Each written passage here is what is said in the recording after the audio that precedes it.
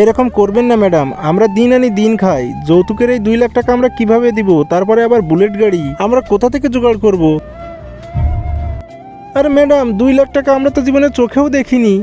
দেখুন বাবু, এত কথা শুনে আমার লাভ নেই। এত কষ্ট করে আমি আমার ছেলেকে মানুষ করেছি, এইটুকু তো আমি চাইবই। আর আপনারা যদি না পারেন তাহলে আমি আমার ছেলের অন্য কোথাও বিয়ে ঠিক করব। এই চল ওঠ। না না ম্যাডাম, এরকমটা করবেন না। আমার বোনের সাথে আপনার ছেলের বিয়ে পাশের 10 গ্রামে সবাই জেনে গেছে। আর এখন যদি আমার বোনের বিয়েটা ভেঙে যায় তাহলে ম্যাডাম আমরা সমাজে মুখ দেখাতে পারবো না ম্যাডাম।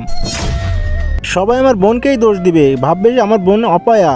আমি আর আমার বোনকে কখনোই বিয়ে দিতে পারবো না ম্যাডাম। আপনি এমনটা কখনোই করবেন না ম্যাডাম, আমি আপনার 2টা পায়ে পড়ছি। এই পা ছাড়ো, ছাড়ো বলছি, ওঠো। তোমাদের মতো গরিব লোকেরা এসব ছাড়া কিচ্ছু করতে পারো না, তাই না?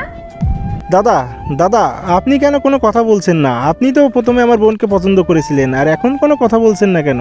কিছু একটা বলুন না দাদা। দেখুন, শেষ কথা আমার মাই বলবে, এখানে আমার বলার কিছুই নেই। এই ওকে ছাড়ো, বললাম তো বুলেট গাড়ি আর 2 লাখ টাকা না দিলে আমরা সম্বন্ধ করব না। ম্যাডাম ম্যাডাম, আমি যদি আমার বাড়ি ঘরও বিক্রি করে দিতে এতগুলো টাকা আমি কখনো জোগাড় করতে পারবো না। আর আপনারা পাকা কথা দেওয়ার সময় তো এমনটি বলেননি, আর এখন আপনি হঠাৎ করে এই কথা বললে আমি এতগুলো টাকা কোথা থেকে জোগাড় করবো ম্যাডাম? এগুলো আবার আগে বলা লাগে?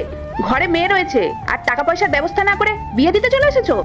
সরকারি চাকরিওয়ালা ছেলের সাথে বিয়ে দেবে, আবার সবকিছু ফ্রিও চাই, তাই না? তো বাবু এখান থেকে। কি হচ্ছে এখানে? ম্যাডাম, আপনি এখানে কি করে আসলেন? আমি যেভাবেই আসি না কেন, আগে বলো কি হচ্ছে এখানে? এরা কারা? ম্যাডাম, আপনাকে বলেছিলাম না আমার বোনের বিয়ে ঠিক হয়েছে, আর উনারাই হলেন সেই পাত্রপক্ষ। এর পরে কি হয় সেটা দেখার আগে এই 2টা ছবির ভিতরে যে কোনো একটি ছবিকে ভালোবেসে থাকলে ভিডিওটি লাইক করে চ্যানেলটি সাবস্ক্রাইব করে দাও। আর যদি না করো তাহলে আমি বুঝবো এই 2টা ছবির ভিতরে একটাকেও আপনি ভালোবাসেন না, আর কমেন্টে আমিন লিখে যাবে। জানেন ম্যাডাম, বিয়ে সব কিছুই ঠিক হয়ে গেছে, কিন্তু উনারা না 2 লাখ টাকা আর একটা বুলেট গাড়ি চেয়েছে, কিন্তু আমি এটা কোথা থেকে দিব? আমি ওনাদেরকে এত করে বললাম, কিন্তু ওনারা কোনো কথা শুনতেই চাচ্ছে না।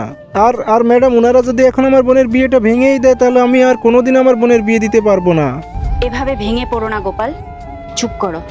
আর এরপর কি হয় সেটা দেখতে চাইলে অবশ্যই কমেন্টে পার্ট 2 লিখে যাবে।